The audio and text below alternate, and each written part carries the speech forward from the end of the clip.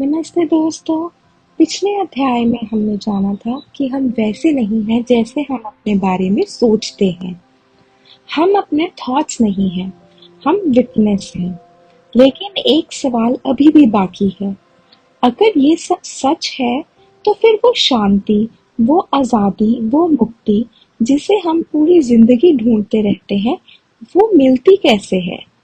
और सबसे हैरान कर देने वाली बात, अष्टवक्र कहते हैं मुक्ति किसी कल में नहीं छुपी, वो इसी पल संभव है। लेकिन कैसे? आइए समझते हैं। राजा जनक ने पूछा, मुझे मुक्ति कैसे मिलेगी? ये सवाल सिर्फ जनक का नहीं था, ये हम सबका सवाल है।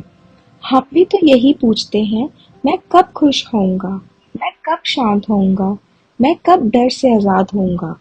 और अष्टवक्र का जवाब बहुत अलग था। उन्होंने कहा, जो तुम ढूंढ रहे हो तुम वही हो। हम सोचते हैं एक दिन मैं परफेक्ट हो जाऊंगा, तब शांति मिलेगी। एक दिन मैं पूरी प्रॉब्लम से खत्म हो जाऊंगा, तब आजादी मिलेगी। लेकिन अष्टवक्र कहते हैं मुक्ति कोई अचीवमेंट नहीं है, ये कोई मेडल नहीं है, कोई डेस्टिनेशन नहीं है, ये तुम्हारा स्वभाव है।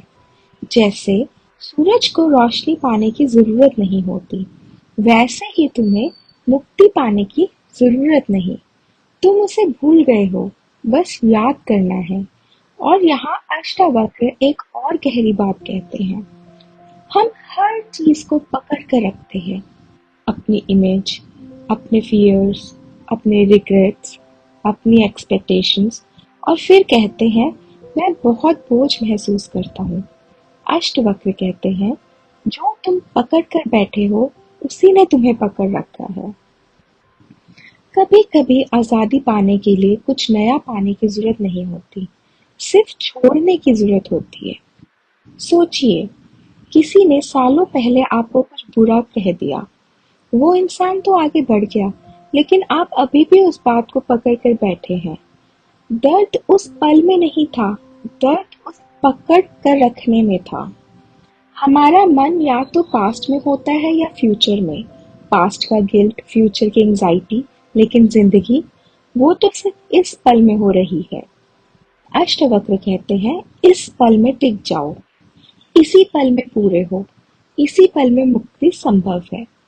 आज एक पल के लिए रुककर खुद से पूछिए, मैं किस चीज को इतनी मजबूती से पकड़ कर बैठा हूँ?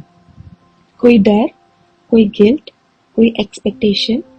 और अगर मैं इसे धीरे से छोड़ दूं, तो क्या हल्कापन महसूस होगा?